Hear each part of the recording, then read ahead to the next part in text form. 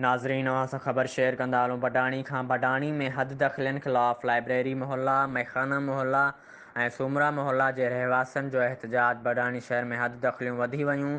कब्ज़ेखोरनि शहर जे घिटियनि में दुकान, रेढ़ा ऐं थल्हा आणी पंहिंजा देरा जमाए छॾिया।